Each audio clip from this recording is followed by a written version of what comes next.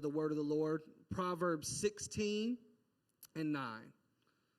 Proverbs 16 and 9 says, "A man's heart deviseth his way, but the Lord directeth his steps." The Lord directeth his steps. Why don't we go to the Lord in prayer before we go into the preaching of the word? God, we thank you for everything that you do. We thank you for being here with us today. We ask you, Lord, to bless your word. Touch our hearts and our minds. Let your word go forth, Lord, and fall upon the ears that need to hear it. In Jesus' name, amen. You may be seated. For the next few moments, for your consideration and with the help of the Lord, I'm going to be preaching the destruction of dead dreams. The destruction of dead dreams. Dreams, for many of us today, are the focal point of our existence. They drive us to get up and to do jobs that sometimes we just don't want to do. They keep us going when we feel like giving up and quitting. Dreams will motivate you to do things that many times you said that you would never do in order to keep them alive. In a recent study looking into the reason why we dream, some said that it was the brain's way of storing memories, but it was the belief of many others that dreams are today's answers for tomorrow's questions. I think that it would be fair to say that dreams are significant to us no matter what stage of life that we find ourselves in, whether that be in our innocent childhood or in the day-to-day struggle as an adult. I remember there was a time when my brother and I were participating in high school rodeo, and we had big dreams for the future of our rodeo career. So big that some may say they were a little bit unrealistic. We were absolutely convinced that both of us were for sure going to the NFR, and there was nothing you could tell us any different. And for those of you who aren't well versed in rodeo, that is the same thing as saying that you are going straight from high school football to the NFL. It is not going to happen. But the point is that I'm sure that we can all agree that dreams play a very large role in the direction of our lives. And while I'm sure that we could spend all day talking about all the cute dreams we had as children or the cool experiences we have had when we dream and a dream of ours comes true, that this is not what I've come to talk to us about this morning. But I've come to deal with something that's just a little bit more difficult to talk about. While we all love and cherish the moments when our hopes and dreams come true, what about the moments when they don't? It's amazing when something we have been waiting on for so long comes true and it comes to fruition, but we can celebrate that in the moment. But what about when it doesn't? This morning I've come to talk to you about the possibility of falling into the destruction of dead dreams. I think that we can all agree that while going through this process that we call life, we have all experienced moments in our life that it just didn't quite go the way that we thought it would. We have all had some point in time where we thought something was going to work out. We thought that it was going to succeed. We thought that it was going to happen, but it just didn't. For some of us, it could have been the dream of a relationship lasting forever, but in turn it ended faster than we thought it would. For others, it could have been the dream of having a healthy marriage, but after trials and circumstances have come, and it stopped this from happening. And for many of us, it could have simply been the dream of living life free of sin, but time and time again, you fail to make this a reality. This morning, if we could remove the fake facade of being okay, I think that we would find that some of us are going through this right now. And what do you do when dreams have died and your hopes are lost and you're not sure what life holds for you next? What do you do when everything that could have been and everything that was supposed to be is now scattered on the ground and you're just not sure if you're ever going to be able to put the pieces back together again? What do you do when the pain of your past stands in the way of your promising future? Can I tell you that dead dreams can be a very dangerous thing to let live in your world? And if you're wondering why it is such a big deal to let a dead dream stay in your world, let me bring a few people to your attention. It was in 2 Samuel 17:23 that Ahithophel had dreams of gaining favor with Absalom by advising him to kill David. And when he found out that Absalom didn't take his advice and all his plans had failed and everything that he'd worked for had fallen, he took himself out to his home and hung himself.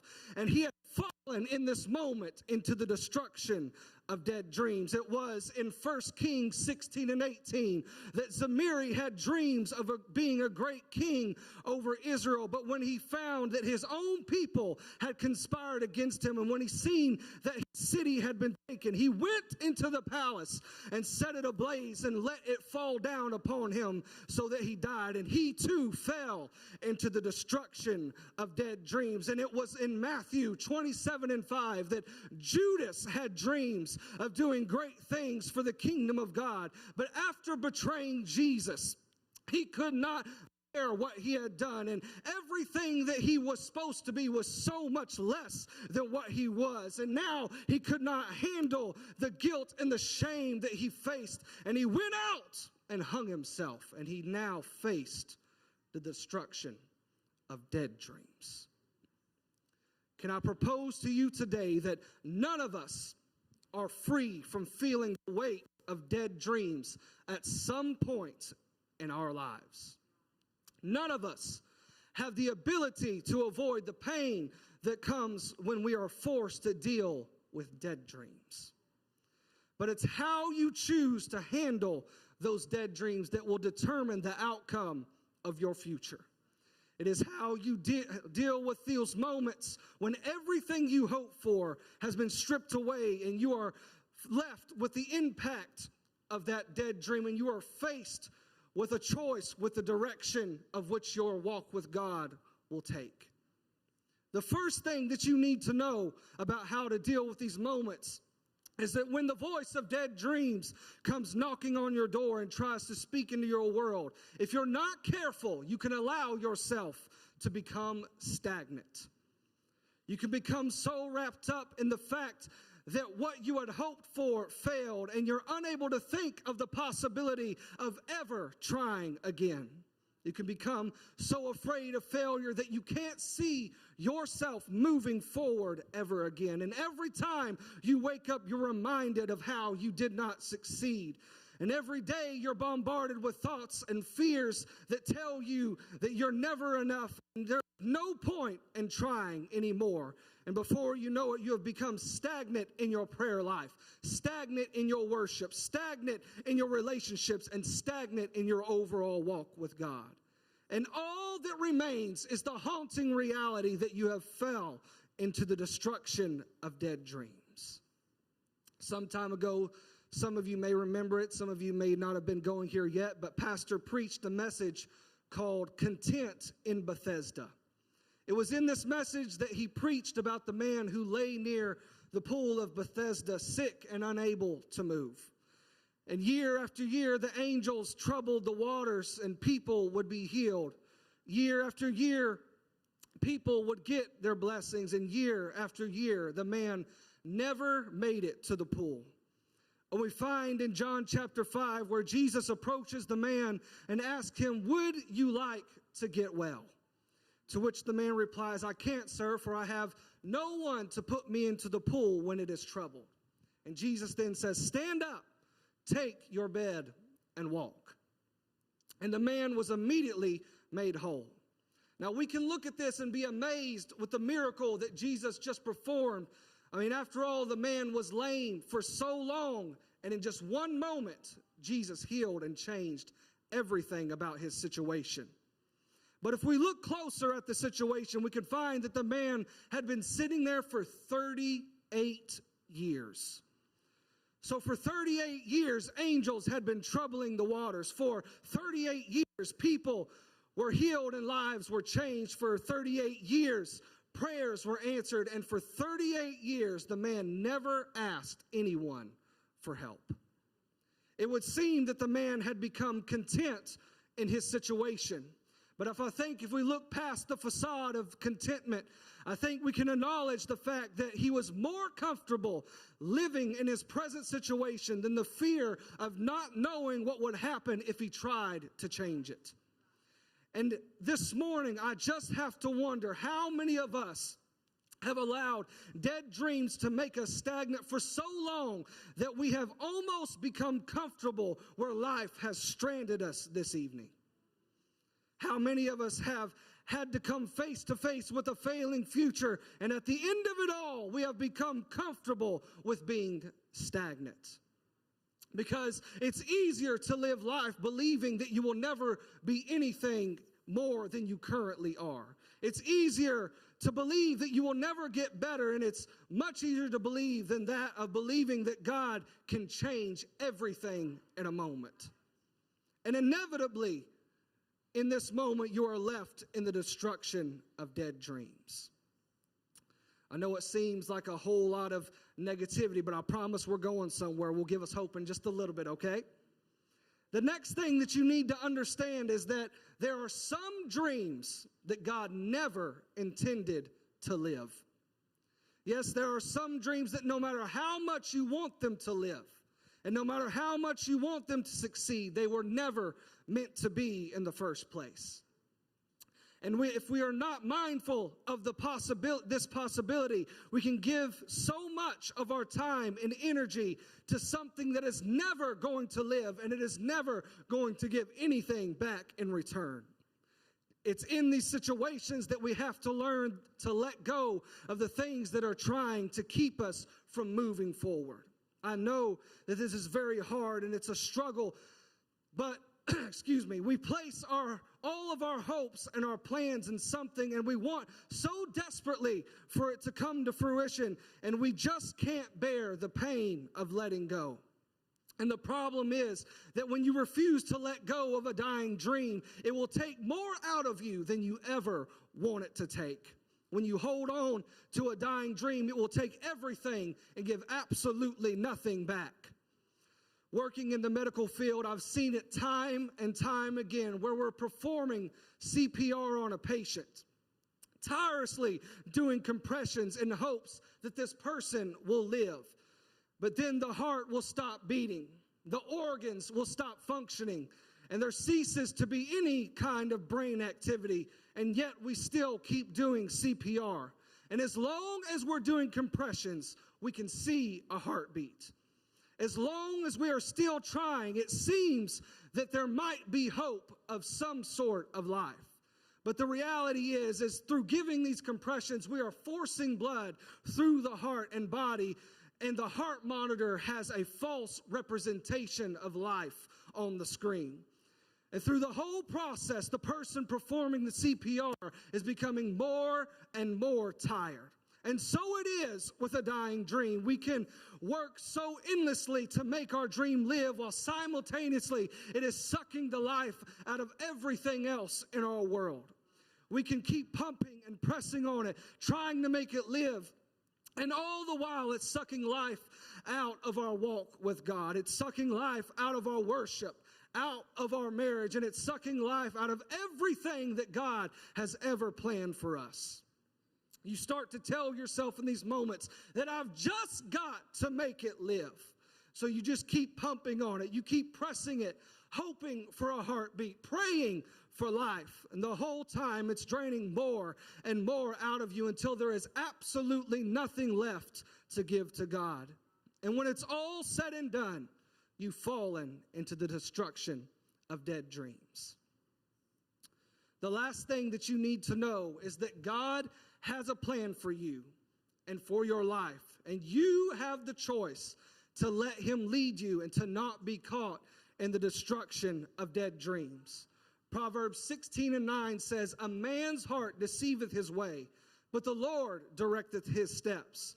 If you will let him direct your steps, then you do not have to deal with tripping over dead dreams. Looking at our text this morning, we find ourselves at the home of Lazarus, where Mary and Martha are grieving over the loss of their brother. I can only imagine the pain and the weight that Mary and Martha must be going through in this moment. I'm sure that thoughts of hopelessness entered their mind. Things such as, what are we going to do without our brother? How are we supposed to handle walking through this life without him by our side? And it's during their anguish that Jesus arrives on the scene. And as soon as Martha sees him, she says, "Lord, if you would have only been here, my brother would still be alive." How many of us have felt that in our times of despair and anguish, where we face something that's difficult and we cry out and say, "Lord, if you had only been here, maybe it would have been just a little bit different. Maybe I wouldn't have struggled. Maybe I wouldn't have made that decision to make my life go down that path." But then Jesus replies and said, "Your brother shall rise again." And instead of accepting what he had just said and believing in Jesus for a miracle, on some level it sounds like Martha begins to doubt Jesus. She says, "I know that he shall rise again in the resurrection at that last day." In other words, Jesus, I believe that he will rise again in the last days when you come back for your people, but not right now, Lord. I believe that one day he will see you again, but not today. It's right here that Martha almost falls into the destruction of dead dreams. She could have just trusted in Jesus and what he was about to do for her, but instead she starts doubting little by little.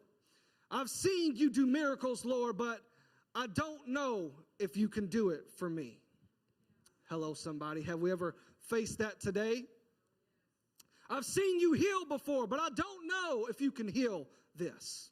I've seen you time and time again fix impossible situations, but I just don't know if you can fix mine."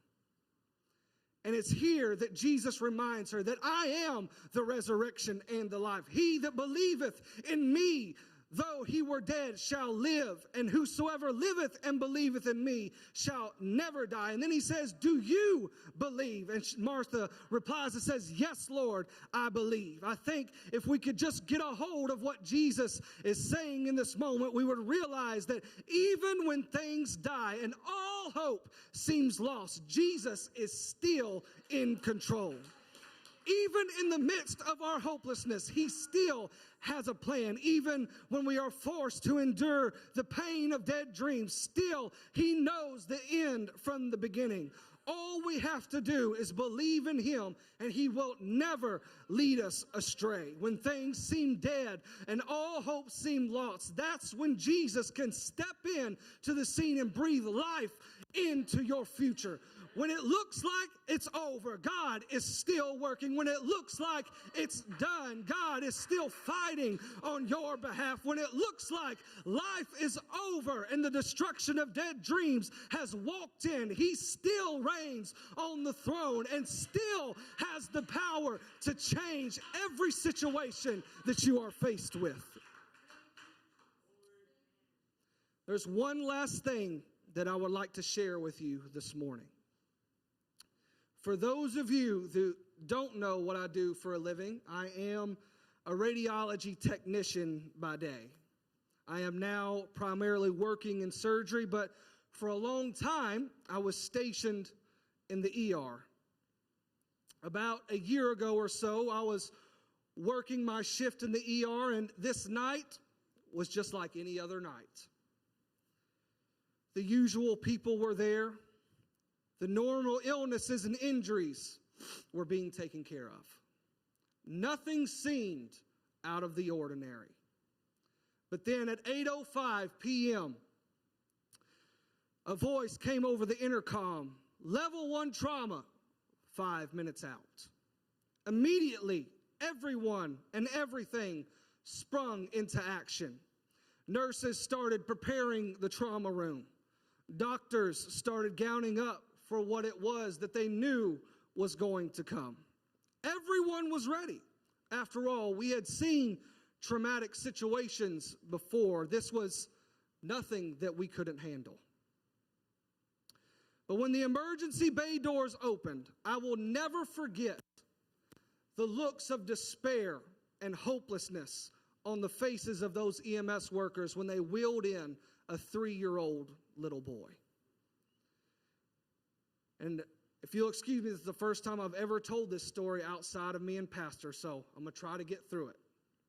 And when they brought him in, the image that I seen would forever stay burned in my memory.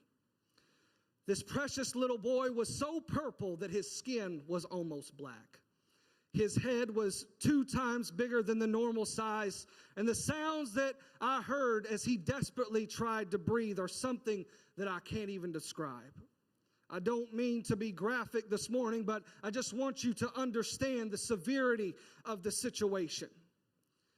They get him onto the trauma bed, and people start working like they have never worked before. And for the sake of this message, we will call this boy Dream. For the next 105 minutes, an hour and 45 minutes, we did everything in our power to keep Dream alive. No one even thought for a moment about quitting or giving up the task at hand. It was as if every care ceased to exist and nothing else seemed to matter except for the life of Dream. At some point in the middle of everything that was taking place, the parents of Dream were escorted to the trauma room. It was in this moment that I seen one of the most heartbreaking scenes to ever take place in my life. The mother lost all sense of reason and began going into some type of psychotic state as she fell on the floor and screamed uncontrollably. And while the mother was lost in her pain, the father walked up to Dream as they were working on him, and they took his little hand and started saying, "You can make it, buddy. I believe in you. Come on, buddy. You can do it. Daddy's here, and I believe in you." Over and over. "You can do it, buddy. I believe in you." The moment was so intense that grown men, EMS workers, firefighters, cops, had to leave the room because they could not handle the intensity and the emotion that was taking place before them. And on we kept working until finally, after everything had been tried, after every resource had been exhausted, Dream passed away at 9:50 p.m. At 8:05, dreams were still alive, and hope was still there. But at 9:50, all hope was lost. You see, you've got to understand that for the parents, the boy was their dream. He was their future, and he was their hope. And that all came crashing to an end at 9:50 p.m. And while I do not know what the future of that family looked like, I do know that with Jesus, no matter how bad the situation is, he can still mend anything. With Jesus, anything is possible. Maybe just like the parents of Dream this morning, you too feel as though everything has stopped.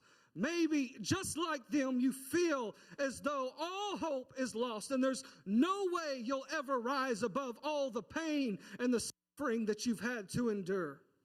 But I'm here to tell you that if you will let Jesus, he will mend what you have that is broken. If you will let him in, Jesus will provide everything that you have need of. And you do not have to live in the destruction of dead dreams.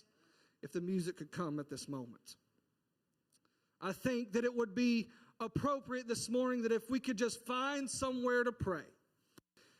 If you would like to come to the front, you are more than welcome. But if you're more comfortable where you are, that is fine as well. But I think we just need to talk to the Lord for just a moment, if everyone could stand.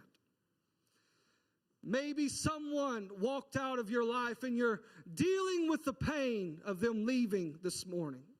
Maybe it just is that you've messed up and you're on the edge of giving up and quitting everything. Maybe, just maybe, you're here and you desire something more than everything that is dead living inside of you. And Jesus is reaching for you this morning, and you need to know that you do not have to handle this alone.